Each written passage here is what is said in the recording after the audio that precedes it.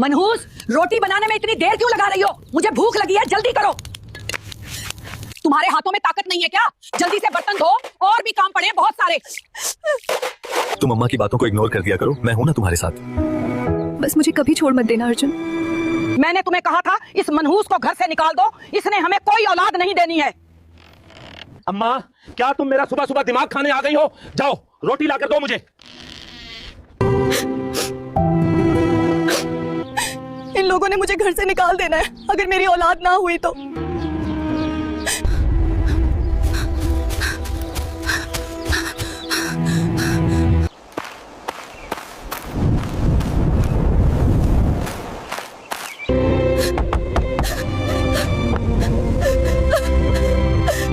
बाबा जी, मैं दम करवाने आई हूँ, मेरी औलाद नहीं हो रही, वरना मेरे घर वाले मुझे घर से निकाल देंगे। ये लो तावीज, और कल दोबारा दम करवाने आ जाना, सब ठीक हो जाएगा। मैंने तुम्हें कहा था उस मनहूस को घर से निकाल दो। लो देखो, अब वो घर से भाग गई है।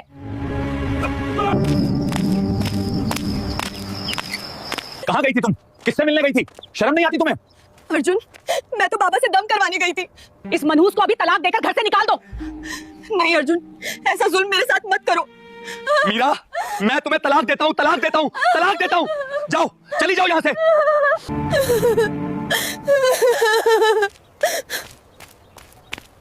मैं अब कहाँ जाऊंगी?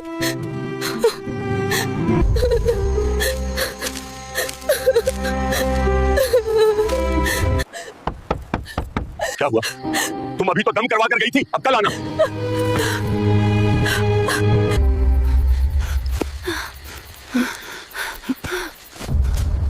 मीरा बहुत छोटी थी जब उसके माँ बाप एक एक्सीडेंट में मर गए थे। मीरा अपने चाचा चाची के पास रहती थी। जब मीरा बड़ी हुई तो चाचा ने उसकी शादी एक गरीब लड़के अर्जुन से कर दी ताकि मीरा की जायदाद पर कब्जा कर सके। शादी के बाद शुरू के दिनों में अर्जुन का व्यवहार अच्छा था। वो मीरा का ख्याल रखता, उसे समझाता बुझाता, और मीरा को लगा कि शायद किस्मत ने उसके जख्मों पर मरहम रख दिया है। मगर खुशियां ज्यादा दिन टिकती कहाँ हैं। समय बीतता गया मगर मीरा मां न बन सकी। यही बात उसके लिए सबसे बड़ा दुख बन गई। उसकी सास दिन रात ताने देने लगी, मनहूस है, न खुद काम की न हमें वारिस दे सकी। मीरा चुपचाप सब सुनती और अपने आंसू दिल में ही दबा लेती। सास की कड़वी बातें हर दिन बढ़ती गईं और वही जहर धीरे धीरे अर्जुन के कानों में भी भर दिया गया। ऐसी बीवी का क्या फायदा जो औलाद ना दे? तलाक दे दो, दूसरी शादी कर लो।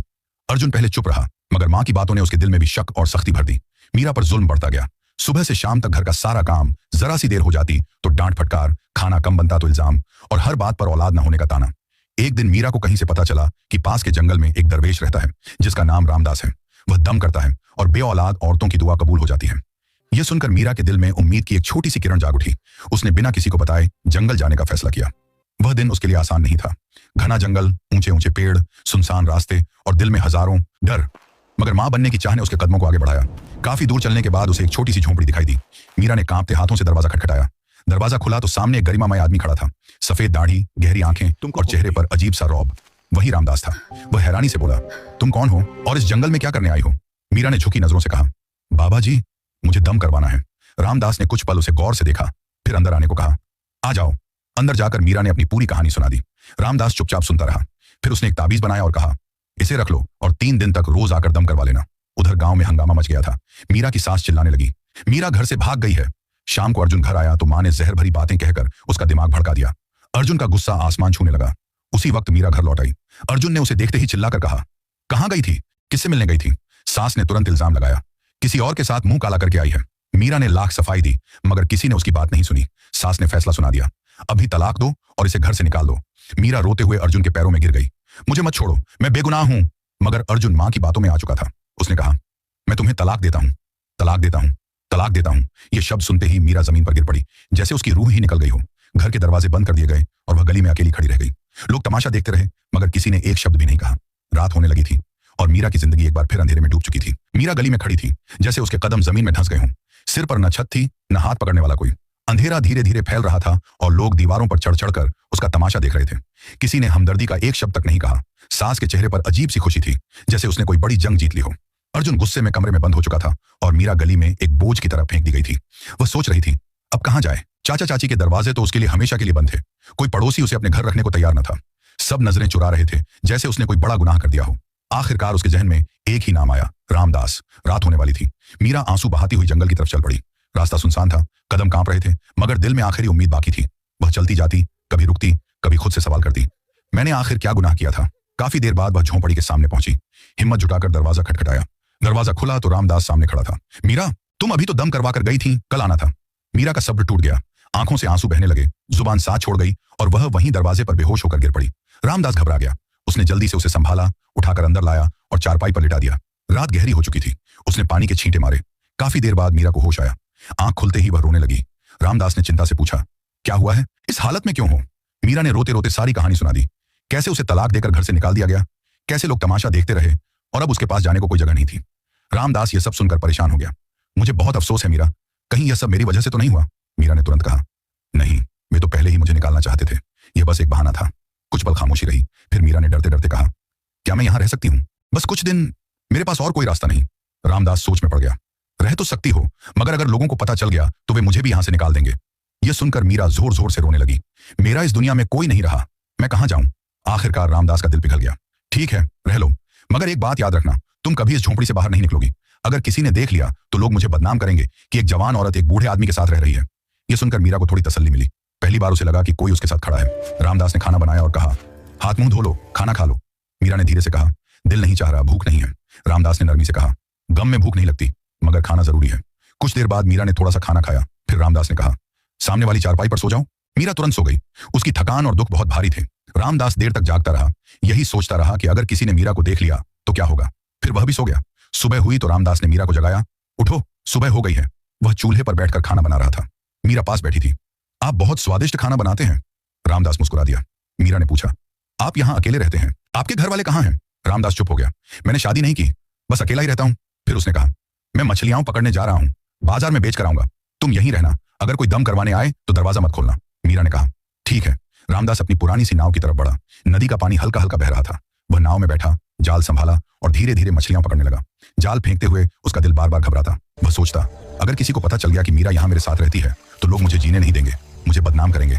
मगर फिर उसे मीरा का बेबस चेहरा याद आता और वह और मजबूती से जाल पकड़ लेता। काफी मेहनत के बाद जाल मछलियों से भर गया। वह मछलियां लेकर बाजार पहुंचा, एक एक करके सब बेच दी।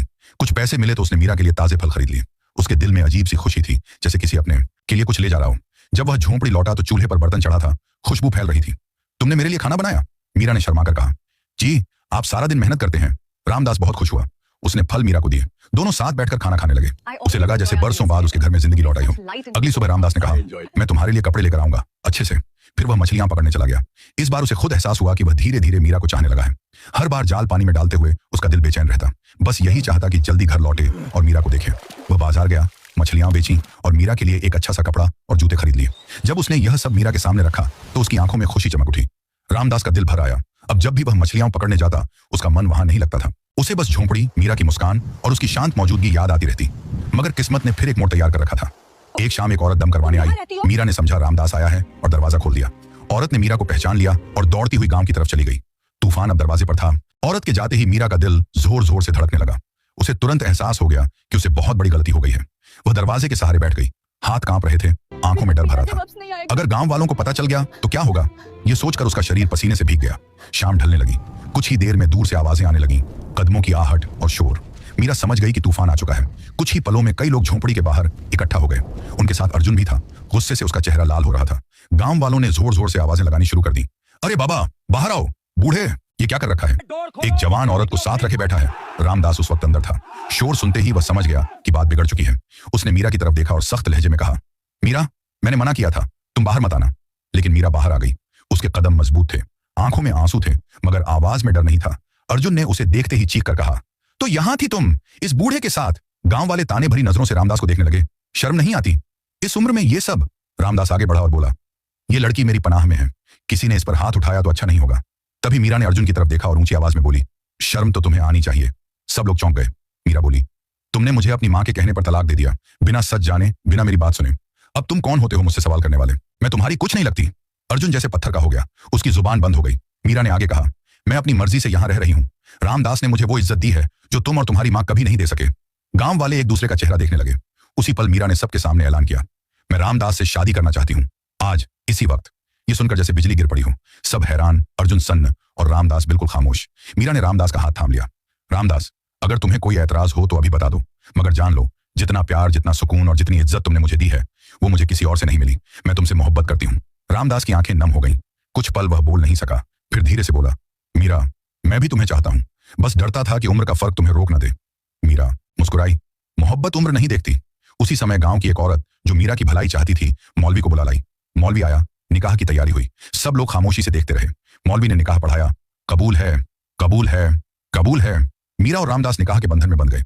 निकाह के बाद मीरा ने अर्जुन की तरफ देखकर कहा, अब ये मेरे शौहर हैं, अगर किसी को ऐतराज है तो सामने आए। किसी में हिम्मत नहीं थी। सबके सिर झुक गए। एक एक करके सब लौट गए। उस रात झोंपड़ी में अजीब सा सुकून था। रामदास ने मीरा को गले लगा लिया। मैं सारी जिंदगी तुम्हारे साथ रहूंगा। मीरा की आंखों से खुशी के आंसू बहने लगे। कुछ दिनों बाद एक और हैरानी हुई। एक आदमी मीरा के पास आया और बोला, तुम्हारे माता पिता की सारी जायदाद तुम्हारे चाचा चाची ने हड़प रखी है। मीरा ने तुरंत अदालत का दरवाजा खटखटाया। सच सामने आ गया। फैसला मीरा के हक में हुआ। उसे अपने माता पिता का घर, जमीन सब वापस मिल गया। मीरा रामदास को लेकर अपने माता पिता की बड़ी हवेली में आ गई। ये घर अब हमारा है। रामदास की आंखों में आंसू थे। दोनों इज्जत और खुशी से जिंदगी गुजारने लगे। और कुछ समय बाद भगवान ने उन्हें वो नेमत भी दे दी जिसके लिए मीरा ने इतने आंसू बहाए थे। मीरा मां बनने वाली थी। उसकी जिंदगी जो दुख से शुरू हुई थी, अब सुकून, मोहब्बत और खुशियों से भर गई थी। अगर आपको यह कहानी पसंद आई हो तो हमारे चैनल को जरूर सब्सक्राइब करें। बेल आइकन दबाएं ताकि हर नई स्टोरी का नोटिफिकेशन मिलता रहे। अपने दोस्तों के साथ शेयर करें और हमारा हौसला बढ़ाएं। आपके प्यार और सपोर्ट के लिए बहुत बहुत धन्यवाद।